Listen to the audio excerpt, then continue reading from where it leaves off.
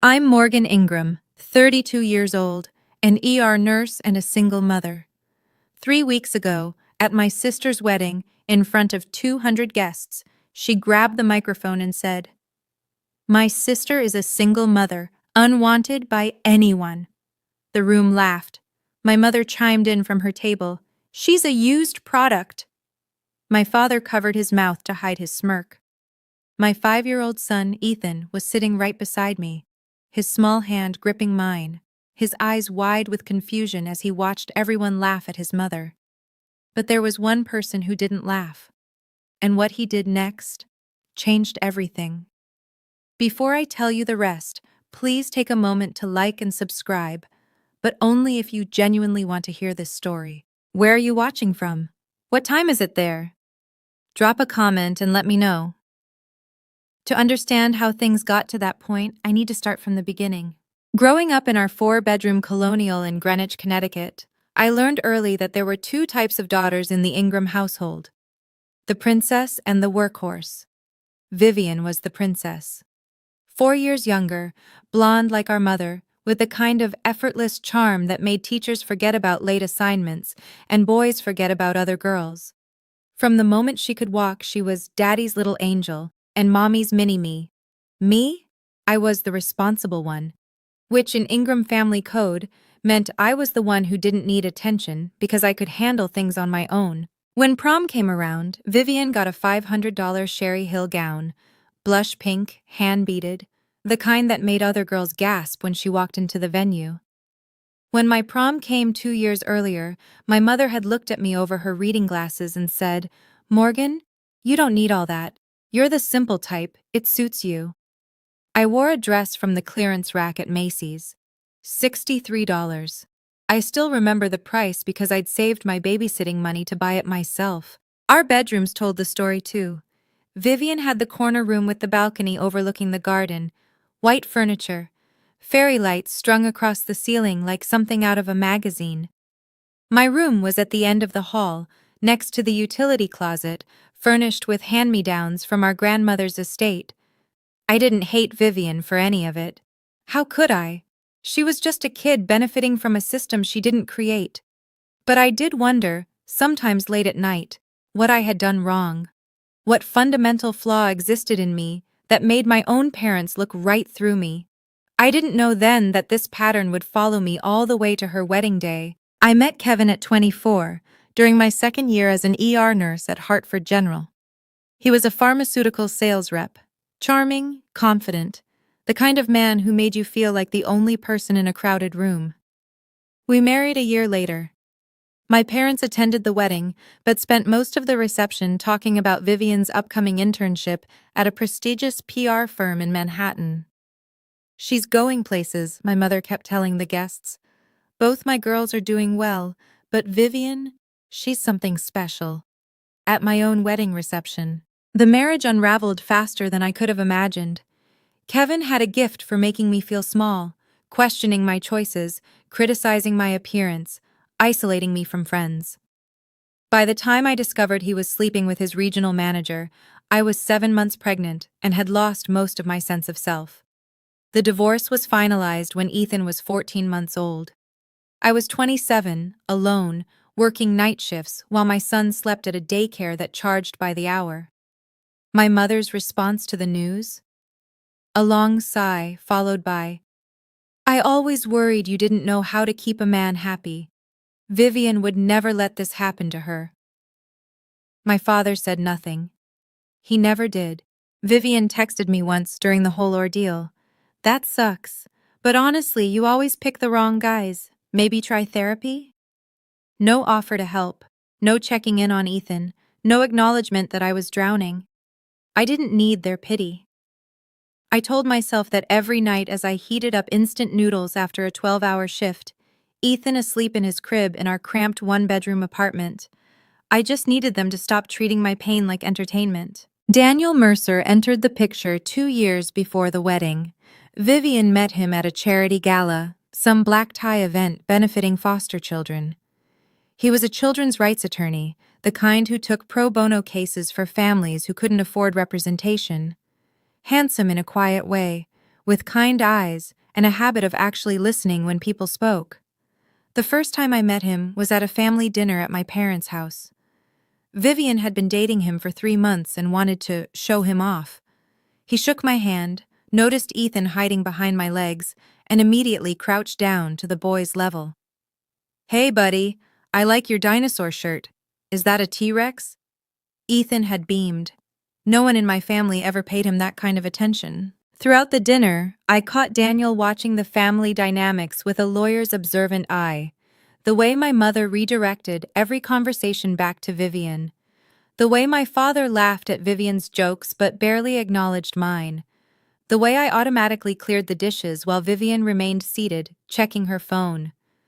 Later, as I was loading my car, Daniel appeared beside me. "Does your family always treat you like that?" he asked quietly. I was so startled I almost dropped Ethan's diaper bag. "Like what?"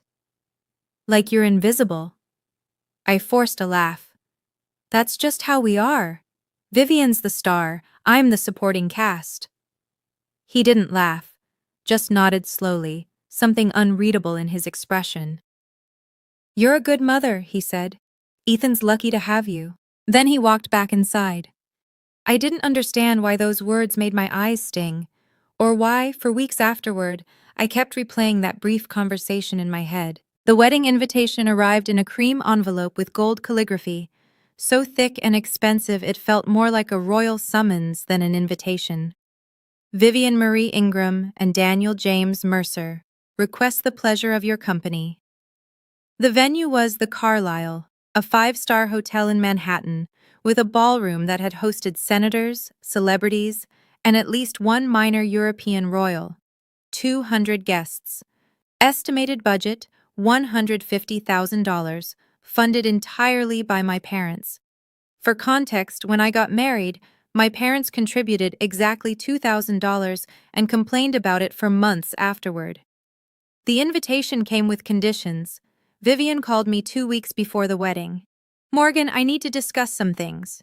"Of course, what's up?" "First, please wear something understated. Pastels or neutrals only. I don't want anyone drawing attention away from me." I'd planned to wear a deep green dress I'd been saving for. "Okay, I can do that." "Second," she paused. "Do you really have to bring Ethan? He's 5. He'll probably get fussy and ruin the ceremony." "Vivian, I don't have anyone to watch him. Kevin's not in the picture and—" "Fine," she cut me off. "But keep him quiet, and you'll be at a table in the back so you can take him out quickly if he makes a scene." The morning of the wedding, my mother called. "Morgan, I've spoken with the event coordinator.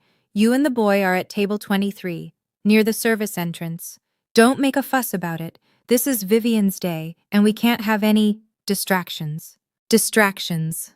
That's what my 5-year-old son was to them. I should have seen it then. The setup, the positioning, the careful orchestration of my humiliation. But I didn't. I just wanted to survive the day. The Carlisle ballroom was breathtaking, soaring ceilings dripping with crystal chandeliers, white roses cascading from every surface, a string quartet playing Vivaldi in the corner. The kind of wedding you see in bridal magazines, the kind that makes guests whisper about how lucky the couple must be. I wore a dove gray cocktail dress I'd found on sale. Modest, forgettable, exactly what Vivian had demanded. Ethan looked adorable in his little navy vest and khakis, his hair neatly combed, clutching my hand as we walked into the overwhelming grandeur. "Mommy, it's so pretty," he whispered, eyes wide. "It is, baby. Let's find our table." Table 23 was exactly where my mother had promised, tucked in the far corner, half hidden behind a pillar, so close to the kitchen doors I could hear the catering staff shouting orders. The other guests at our table were distant cousins I'd met maybe twice in my life. No one from my immediate family came to greet us. I watched as my parents made their grand entrance, my mother in champagne Valentino, my father in a perfectly tailored Armani suit. They worked the room like politicians, hugging, laughing, accepting compliments about their beautiful daughter, singular, daughter. Vivian swept in 30 minutes later in a Vera Wang gown that probably cost more than my annual rent. She was radiant, glowing, every inch the princess she'd always been. Her eyes found me across the room. She smiled, but it wasn't warm. It was the smile of someone who's already won and wants you to know it. On her way to the head table, she stopped at ours. "Morgan, you came." "Of course I came. You're my sister." She glanced at Ethan, then back at me. "Just remember what I said about keeping him quiet." Then she was gone, swallowed by a crowd of admirers. I caught a notification flash across my mother's phone, left carelessly on a nearby table. "Remember the plan?" My stomach tightened, but I told myself it was nothing. The ceremony was beautiful. Vivian cried delicately perfect tears as she exchanged vows with Daniel. My parents beamed from the front row. The guests dabbed at their eyes with monogrammed handkerchiefs. I sat in the back, Ethan on my lap, and tried to feel something other than hollow. During the cocktail hour, the photographer gathered the family for portraits. I started to stand, smoothing down my dress, when my mother appeared with a tight smile. "Just the immediate family for this set, Morgan. Parents of the bride. I'm her sister. We're doing a smaller grouping first, you understand?" I understood. I always understood. Ethan tugged at my sleeve. "Mommy, why can't we be in the picture?" "We'll take our own pictures later, sweetheart. Smile for Mommy." I held up my phone and snapped a photo of him, trying to ignore the burning behind my eyes. At the reception, I watched from our distant table as aunts and uncles I'd known my whole life approached the head table to congratulate Vivian and Daniel. Not one of them stopped by to say hello to me. "Morgan, is that you?" Aunt Linda, my mother's sister, paused on her way to the bar. She looked uncomfortable. "I almost didn't see you back here." "The seating chart's creative," I said, forcing lightness into my voice. She glanced toward the head table, then back at me. Something like guilt flickered across her face. "Patricia's always had her preferences, I'm sorry, honey." Before I could respond, she was gone. I noticed Daniel's friend Mike setting up his phone on a small tripod at the edge of the dance floor, angled toward the stage. Probably live streaming for relatives who couldn't attend. I didn't think much of it then. I had no idea that phone would become the most important witness to what happened next. The clinking of silverware against crystal silenced the room. The MC, a polished man in a three-piece suit, stepped up to the microphone. "Ladies and gentlemen, the bride would like to say a few words." Applause rippled through the ballroom as Vivian rose from her seat, radiant in the glow of a dozen spotlights. She took the microphone with practiced ease, her Cartier bracelet catching the light. "Thank you all so much for being here," she began, her voice honey-sweet. "This is the happiest day of my life, and I'm so grateful to share it with everyone I love." She smiled at Daniel, who watched her with an expression I couldn't quite read. "First, I want to thank my incredible parents. Mom, Dad, you've given me everything. Your love, your support, your belief in me. I am who I am because of you." My mother pressed a hand to her heart, tears already forming. My father nodded proudly. "And I want to talk about family," Vivian continued, her tone shifting slightly. "About what family really means. About the lessons I've learned from watching everyone." Her eyes swept the room and landed on me. The warmth in her expression cooled. "Especially my sister." Ethan perked up beside me. "Mommy, Aunt Viv is talking about you." "I know, baby. Shh." But something in Vivian's smile made my blood run cold. It wasn't affection. It wasn't gratitude. It was anticipation. "Morgan, could you stand up?" Vivian called out, her amplified voice bouncing off the chandeliers. "I want everyone to see you." 200 faces turned toward our corner table. My legs felt like they were filled with concrete, but I stood. Ethan looked up at me confused. "There she is," Vivian said, her smile widening. "My big sister.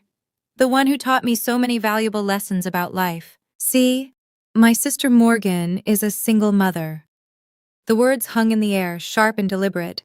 A few guests shifted uncomfortably. Vivian's smile didn't waver. She got married young, had a baby, and then, well, things didn't work out. She tilted her head in mock sympathy. Her husband left her. Couldn't handle it, I guess. And now she's alone. Scattered nervous laughter from the crowd. I felt my face flush hot. My sister is unwanted, Vivian continued, her voice carrying a theatrical sigh. No man wants her. I mean, can you blame them? She's got baggage now, a kid, bills, that whole mess. More laughter, bolder this time. A few of Vivian's sorority sisters at a nearby table giggled into their champagne. I couldn't move, couldn't breathe. Then, from the head table, my mother's voice rang out clear as a bell. She's a used product. The room erupted, 200 people laughing, my mother laughing, my father covering his mouth, shoulders shaking with barely contained amusement. I looked down at Ethan. His small face was crumpled with confusion, his eyes darting between me and the laughing crowd. Mommy? His voice was tiny, scared. Why is everyone laughing at you? I couldn't answer. My throat had closed completely.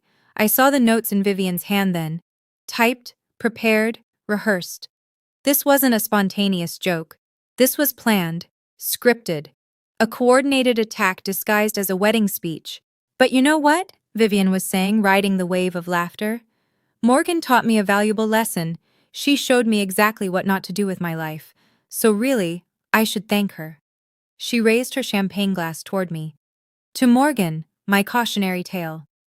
The guests raised their glasses. Some were still laughing. Others looked uncomfortable but said nothing. And my 5-year-old son watched his mother become a punchline. Vivian wasn't finished. You know, growing up, everyone always asked why Morgan and I were so different. She set down her champagne, pacing the stage like a performer hitting her stride. Same parents, same house, same opportunities. But Vivian succeeded, and Morgan, well, she gestured vaguely in my direction. I used to feel bad about it. Poor Morgan, always struggling. Poor Morgan, can't keep a man. Poor Morgan, stuck in that sad little apartment with her sad little life. My mother nodded along, dabbing at her eyes, but they weren't tears of sympathy. They were tears of laughter. But then I realized, Vivian continued, some people are just meant to be warnings, not examples. And my sister? She's the best warning I could ask for. Applause. Actual applause. I felt Ethan's hand tighten around mine. His whole body was trembling. Mommy, I want to go, he whispered, his voice cracking. I know, baby. I know.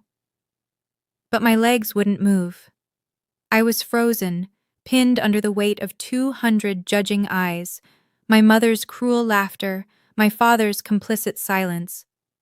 This was rock bottom, I thought. This was the lowest point.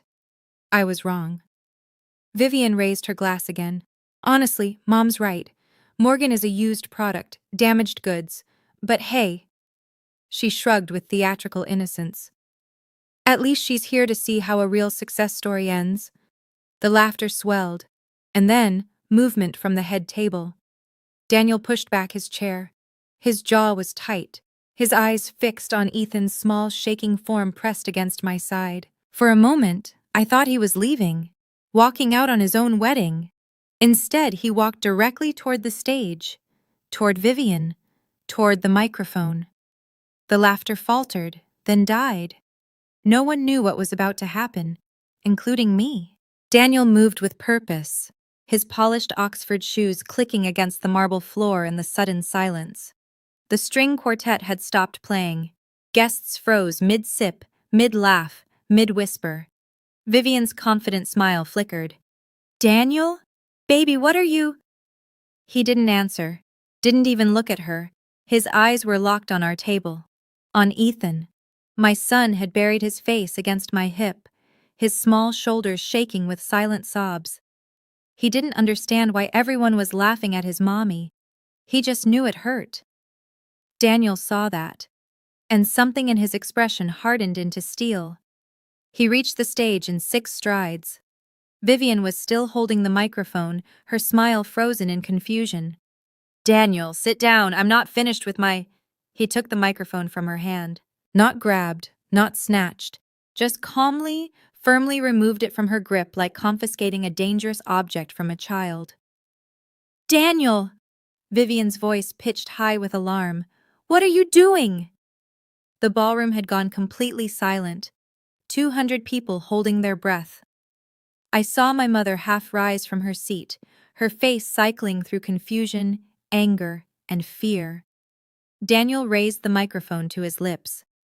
I apologize for the interruption, he said, his voice steady and clear.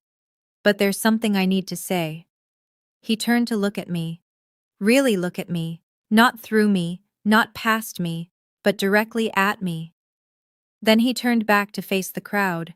I've spent 2 years watching how this family treats Morgan Ingram. 2 years of dinners where she's ignored. 2 years of holidays where she's excluded. 2 years of watching her be treated as less than nothing by the people who are supposed to love her. Vivian grabbed at his arm. Daniel, stop, you're embarrassing me. He stepped away from her touch. No, Vivian, you did that yourself.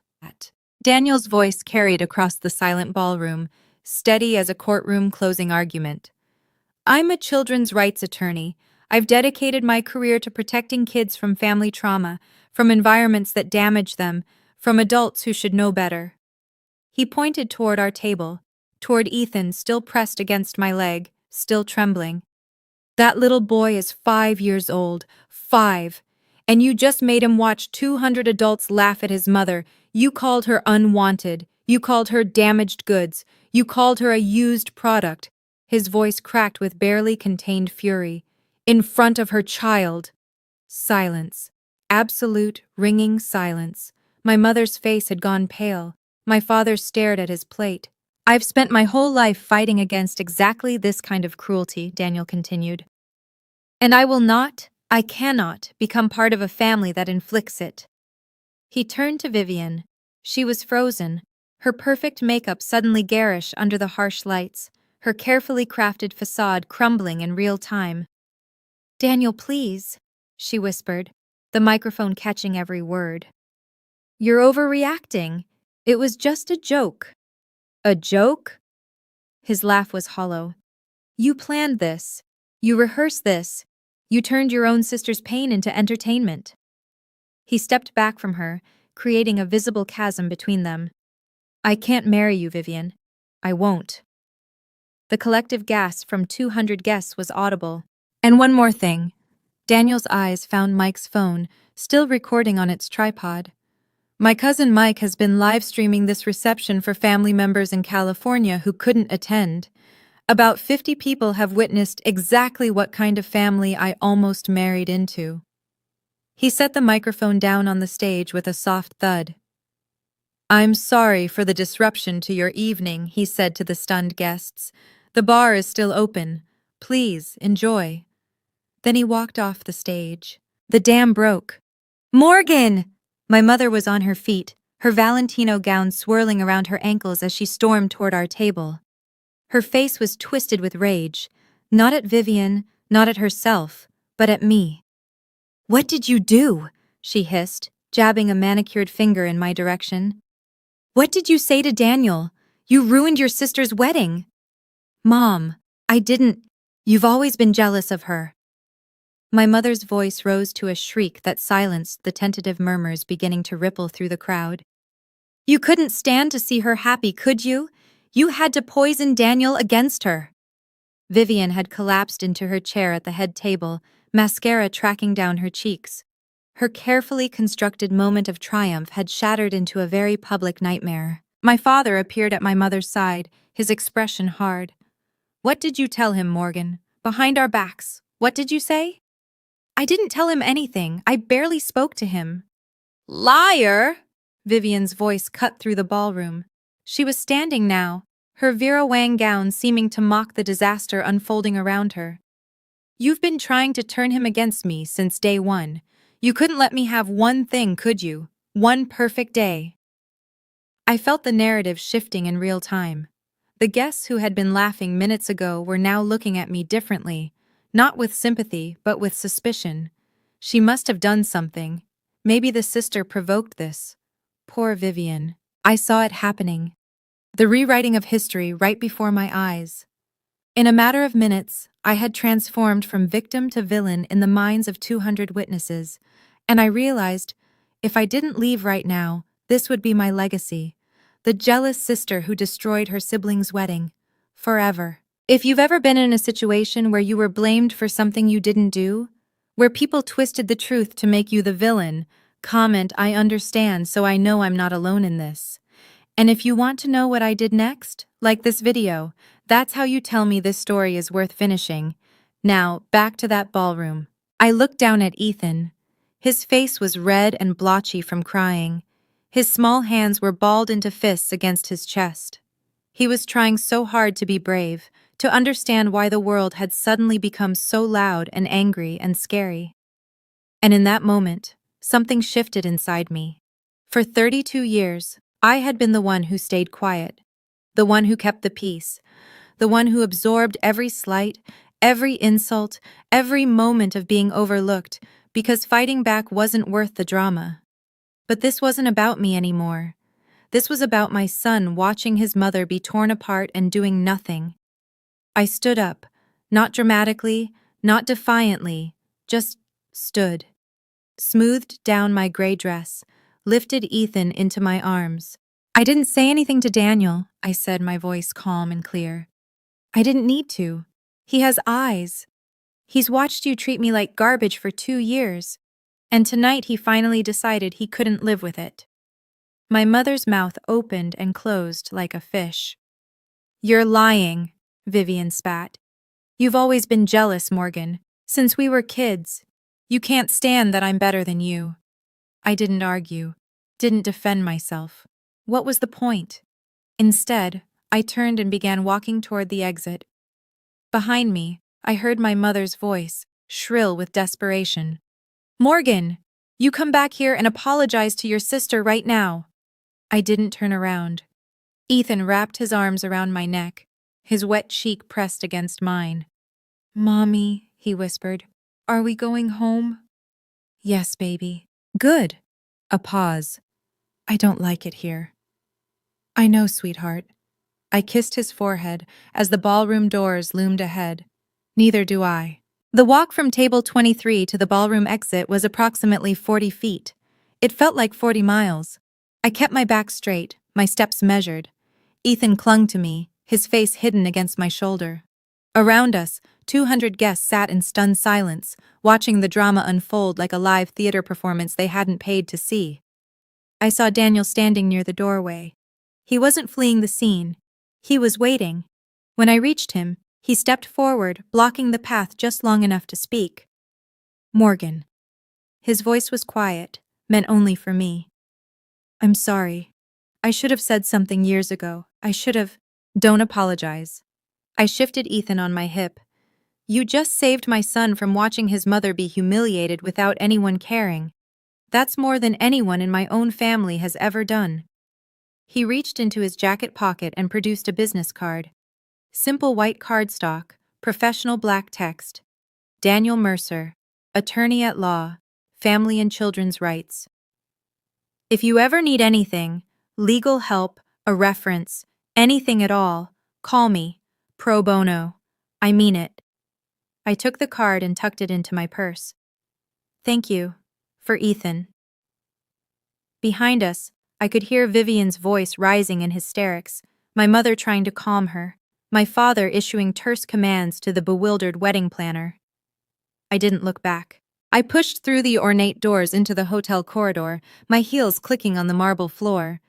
Ethan lifted his head as the noise of the ballroom faded behind us. Mommy, are you sad? I thought about the question. Really thought about it.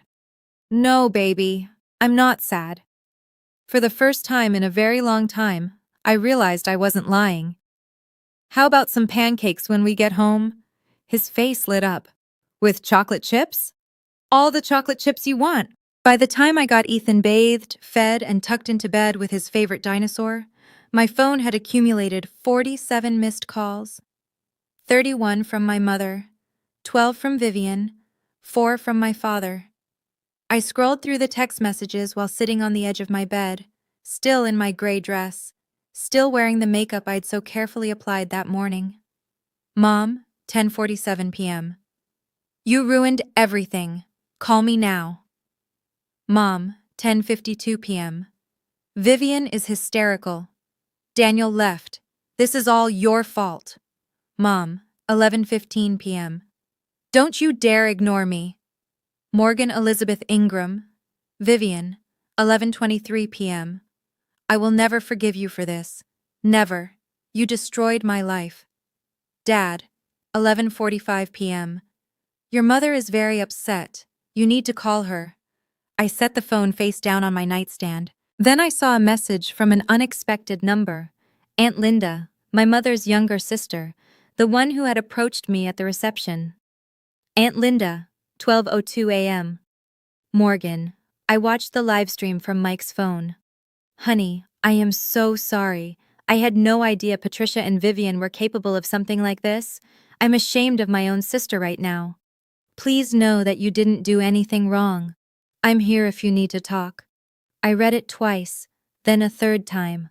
It was the first acknowledgement from anyone in my family, extended or otherwise, that what happened to me was wrong, not my fault, not something I provoked or deserved. Wrong. The tears I'd held back all night finally came. Quiet tears, the kind you cry when you're relieved and heartbroken at the same time. Someone had seen me, really seen me, and that single text meant more than 32 years of hoping my own mother would. The screenshots arrived at 8:47 the next morning. Rachel, my best friend since nursing school, had texted at 3 a.m. Don't read anything until you call me. Seriously, I have something you need to see. By the time I woke up, Ethan happily watching cartoons in the living room, there were 17 images waiting in my messages. Rachel had prefaced them with, "A mutual friend's daughter is dating one of your cousins. She saw the family group chat. Morgan, they planned this." I opened the first screenshot. It was a group chat titled Ingram Family, No Morgan. A chat I'd been removed from 6 months ago after asking why I wasn't invited to Christmas Eve dinner. The messages were dated 2 weeks before the wedding. Vivian. I've been working on my speech. I'm going to call her out in front of everyone. Make her see what a disappointment she is. Mom, just don't go too far, sweetie. We don't want to seem cruel. Vivian. Mom, she deserves it. She shows up with that kid like she's not ashamed of her life choices. Someone needs to put her in her place. Mom. You're right. She's always been an embarrassment. Just make it funny. People love a good roast. Dad. Just don't mention me in it. Vivian. Trust me, she won't say anything back. She never does. I stared at the screen until the words blurred. They had planned it, orchestrated it. My mother had helped write the speech that called me a used product in front of 200 people. And my father, my quiet, passive father, had known and said nothing. Rachel's final message read, I'm so sorry, Morgan, but you needed to know. It wasn't spontaneous. It was a coordinated attack. She was right. I did need to know, because now I understood. There was nothing left to save. I sat with the screenshots for a long time. Ethan had fallen asleep on the couch, worn out from the chaos of the night before, his small chest rising and falling in peaceful rhythm. I watched him sleep and felt something settle inside me, something clear and cold and final. For 32 years, I had been chasing something that didn't exist. My mother's approval, my father's attention, my sister's respect. I had bent myself into impossible shapes, trying to earn love that was never going to come. I had accepted crumbs and called them enough. I had let them treat me like a placeholder, a supporting character in my own life story. And for what? So they could plan my public humiliation as a wedding gift to themselves? I closed the screenshots and opened a new document on my phone. I typed 2 words. No contact. That was it. No dramatic confrontation. No tearful phone call demanding explanations. No attempt to make them understand the depth of their betrayal. Just nothing. I would stop calling, stop showing up to family events where I was only invited to be ignored, stop hoping that someday, somehow, they would look at me and see someone worth loving. I wasn't going to announce it, wasn't going to give them the satisfaction of a scene they could spin into more evidence of my instability or jealousy. I would simply disappear from their lives the way they had always wanted me to. Quietly, completely, permanently. My phone buzzed with another call from my mother. I declined it and blocked the number. Then Vivian's. Blocked. Then my father's. Blocked. I looked at Ethan, still sleeping peacefully, and felt something unfamiliar loosen in my chest. Not anger, not grief, relief. "We're going to be okay, baby," I whispered to him. "I promise." They showed up 3 days later. I was just getting home from work, Ethan chattering happily about the finger painting he'd done at daycare, when I saw them standing on the steps of my apartment building. My mother in a cashmere coat, my father in his usual golf attire, both looking like they'd taken a wrong turn into the wrong neighborhood. "Morgan," my mother's voice was ice, "we need to talk." Ethan's grip tightened on my hand. "Mommy, why is Grandma here?" "I don't know, sweetheart. Go wait inside with Mrs. Patterson, okay? I'll be right there." My elderly neighbor had already appeared in her doorway, drawn by the tension in the hallway. She gave me a knowing look and held out her hand to Ethan. "Come on, honey, I just baked cookies." Once he was safely inside, I turned to face my parents. "You blocked our numbers," my mother said, her voice trembling with outrage. "After what you did to your sister, you blocked us?" "After what I did? You poisoned Daniel against Vivian. You destroyed her wedding. The venue is demanding full payment. The caterers won't refund a dime. Do you have any idea how much money you've cost this family?" I laughed. I couldn't help it. A sharp, bitter sound that made my mother flinch. "I didn't do anything, Mom. Vivian stood up and called me unwanted in front of 200 people. You called me a used product. Daniel made his own decision based on what he witnessed." "It was a joke," my mother threw her hands up. "A harmless joke that you—" "In front of my 5-year-old son." My voice dropped to a dangerous calm. "You humiliated me in front of Ethan. He asked me why everyone was laughing at his mommy." For the first time, something flickered in my mother's eyes, something almost like guilt. But it vanished as quickly as it came. "Vivian is devastated," my mother pressed on, her voice softening into what she probably thought was maternal concern. "Daniel won't return her calls. The wedding photos are ruined. She's talking about therapy, Morgan. Therapy. My baby girl. Then therapy might be exactly what she needs." My mother's face reddened. "How dare you? Mom." I held up a hand. "I'm going to say this once, and then I want you to leave." She fell silent, shock flickering across her features. In 32 years, I had never interrupted her. "I didn't poison Daniel against Vivian. I barely spoke to him. He made his choice because he watched how this family treats me, how you treat me, and decided he couldn't be part of it. That's not—" "I'm not finished." The words came out steady, unflinching. "You planned that speech. I've seen the group chat screenshots. You helped Vivian decide exactly what to say. You knew she was going to humiliate me and you encouraged it." My mother went pale. My father shifted uncomfortably, suddenly fascinated by a scuff mark on the hallway floor. "Vivian is crying?" I continued. "Good. Maybe now she'll understand what it feels like. I've been crying since I was 12 years old, trying to figure out why my own mother looked at me like a disappointment." "Morgan, that's not fair. You called me a used product, Mom. In front of my child. In front of 200 people. And you're standing here asking me to apologize?" The silence stretched between us like a chasm. "I love you," I said quietly. "I've spent my whole life loving you and hoping you'd love me back. But I can't do this anymore. I won't raise Ethan in an environment where he learns that abuse is acceptable if it comes from family." I stepped toward my door. "Please leave. If you've ever had to set a boundary with someone you loved, even when it broke your heart, comment boundaries. So I know you understand." And if you want to hear what happened next, keep watching, because what I'm about to tell you proves something important. Sometimes walking away is the most powerful thing you can do. Let me take you back to that hallway. My mother's face cycled through a dozen emotions in 3 seconds: disbelief, rage, hurt, calculation, before landing on her weapon of choice: tears. Morgan. Her voice cracked artfully. You're going to regret this. When I'm gone someday, you'll wish you'd been a better daughter. The guilt trip, classic Patricia Ingram. A year ago, it would have worked. 6 months ago, it would have made me apologize.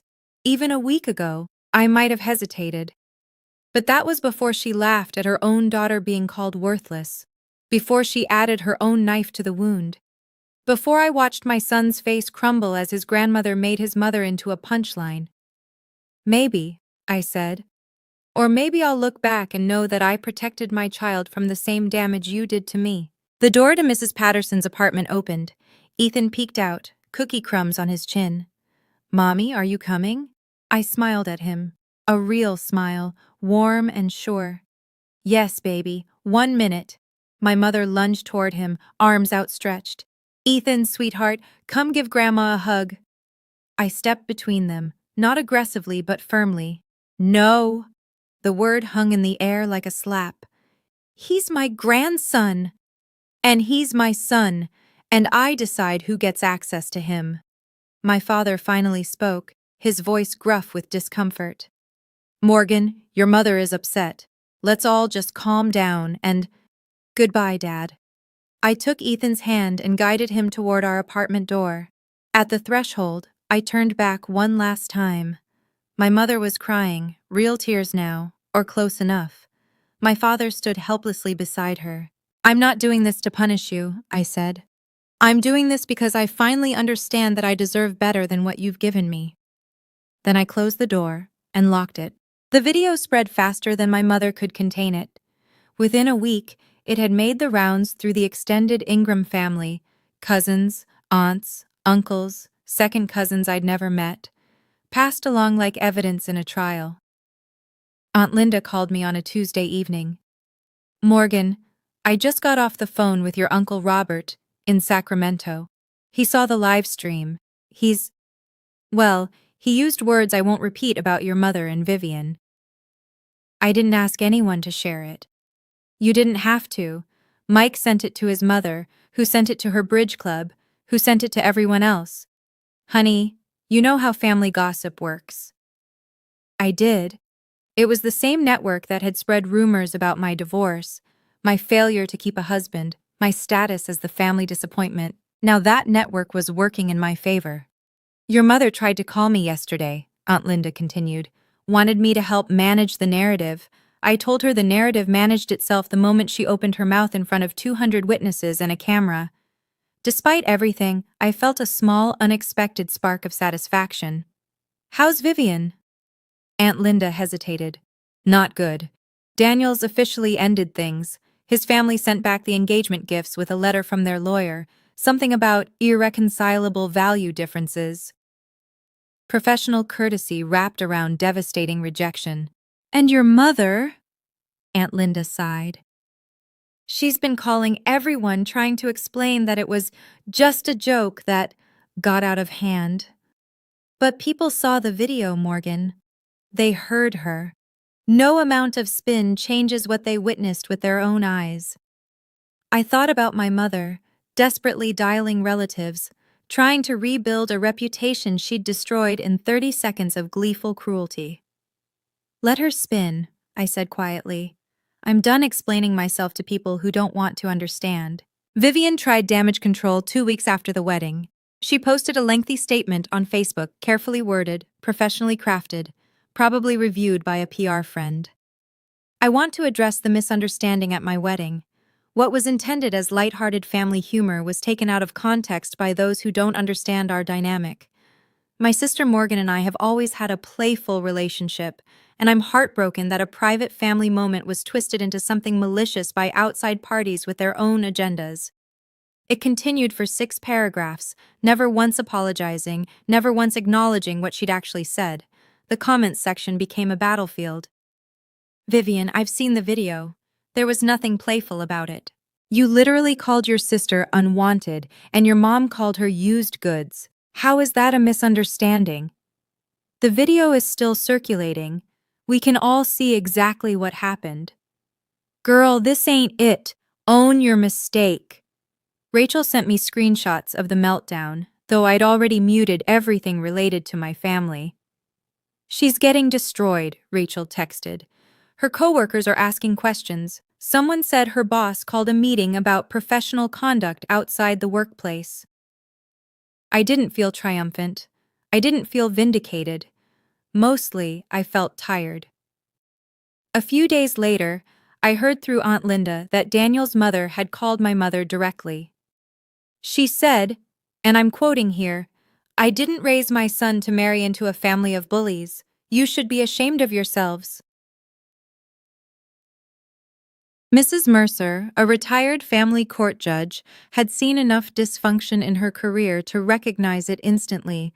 Vivian had lost her fiancé, her reputation was crumbling, her job was under scrutiny, and I hadn't done anything. I hadn't needed to. The truth had been enough. Daniel called me 3 weeks after the wedding. I almost didn't answer. The number wasn't saved in my phone, and I'd become wary of unfamiliar callers. But something made me pick up. "Morgan, it's Daniel Mercer." I sat down on my couch, pulling a blanket over my legs. Ethan was asleep in the next room, and the apartment was quiet. "Daniel, hi. I hope I'm not overstepping by calling. I wanted to apologize." "You already apologized. At the hotel." "Not properly." He exhaled, and I heard exhaustion in his voice. "I watched your family treat you like dirt for 2 years. 2 years, Morgan, and I told myself it wasn't my place to say anything, that Vivian would grow out of it, that they were just difficult. You didn't know how bad it was." "I knew enough." His voice hardened with self-recrimination. "I'm a children's rights attorney. I've built my career on recognizing toxic family dynamics. And I stood by and let it happen because I was in love with someone who didn't deserve that love." I didn't know what to say to that. The rawness of his confession left me speechless. "That night," he continued, "when I saw Ethan's face, God, Morgan, that little boy watching his mother be destroyed for entertainment, I couldn't stay silent anymore." "You didn't just stay silent. You ended your own wedding. It was the right thing to do. The only thing." He paused. "I meant what I said about legal help. If you ever need assistance with custody issues, or if your family tries to harass you, anything, I will help. No strings, no charge." "Why?" "Because your son deserves to have someone in his corner, and so do you." I felt tears prick my eyes, but they weren't sad tears. "Thank you, Daniel, for everything." 6 months passed. Strange how life rebuilds itself when you remove the people who kept tearing it down. I received a promotion at work, senior charge nurse, ER department. My supervisor called me into her office on a random Tuesday and said, "Morgan, your patient satisfaction scores are the highest in the unit. You're calm under pressure, you're compassionate, and you're exactly the kind of leader we need. Congratulations." I cried in the bathroom afterward. Happy tears.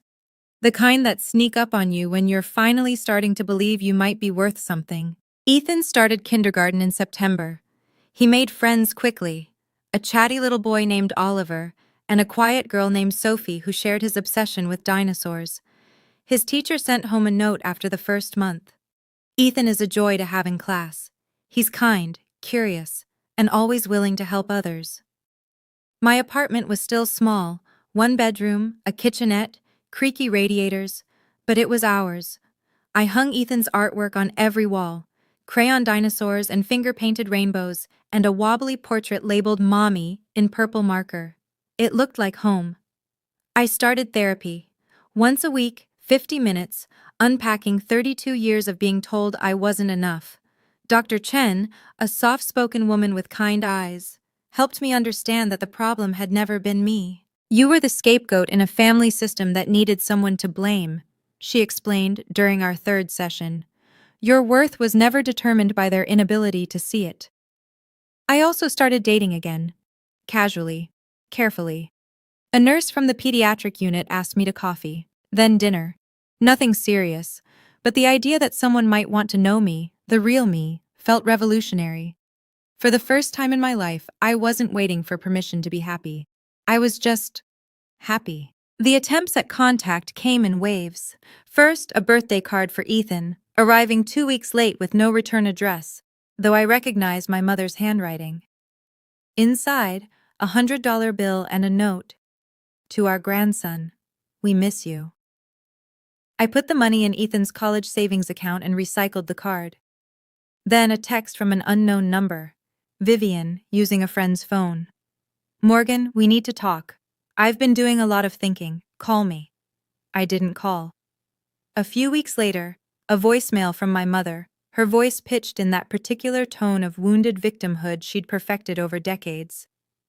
Morgan, this has gone on long enough. Family is family. You can't just cut us out forever. I'm your mother. Don't I deserve a chance to explain? I deleted it without finishing.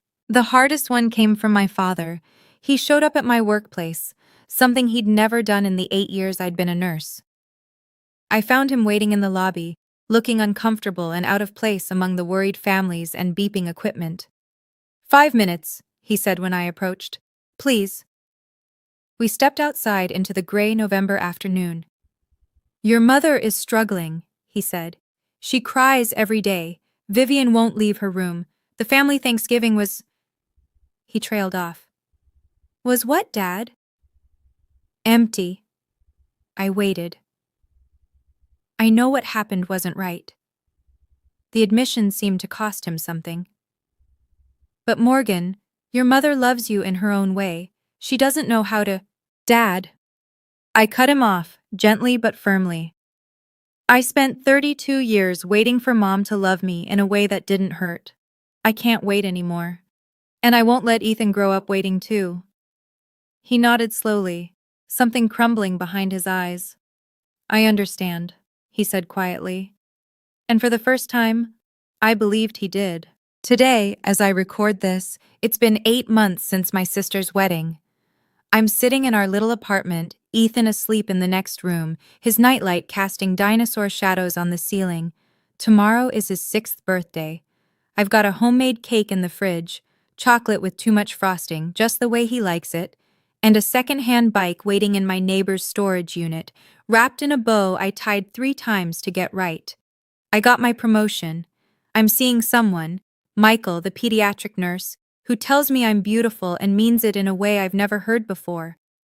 I have friends who show up, a therapist who helps me unpack decades of damage, and an aunt who calls every Sunday just to check in, and I have my son. Last week, Ethan brought home a picture from school. It was a family tree assignment, and while most kids drew grandparents and cousins and sprawling networks of relatives, Ethan had drawn just 2 figures. A tall woman with brown hair, a small boy beside her, holding her hand. That's our family, Mommy, he said proudly. Just us.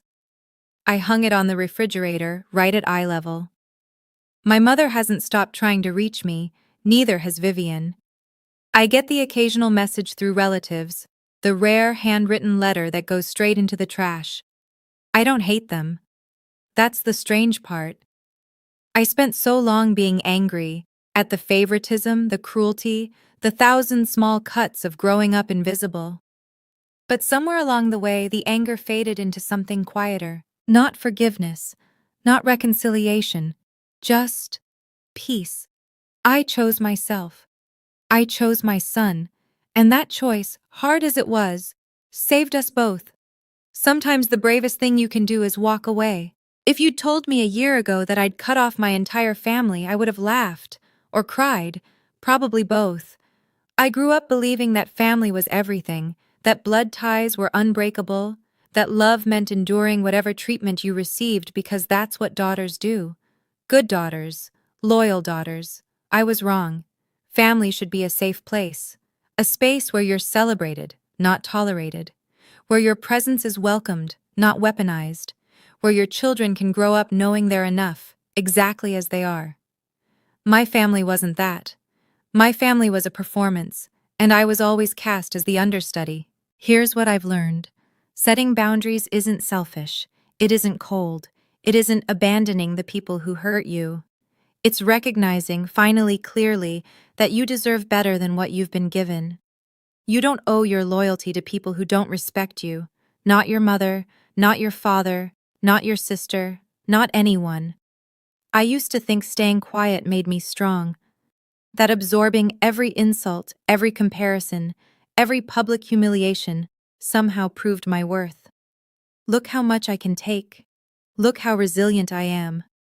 But silence isn't strength. Not when it's born from fear. Not when it costs you your self-respect. Real strength is walking away. Real strength is choosing yourself. Real strength is looking your mother in the eye and saying, I deserve better than this. Ethan will grow up knowing that his worth isn't determined by how much criticism he can endure. He'll learn that boundaries aren't walls, they're doors you get to control.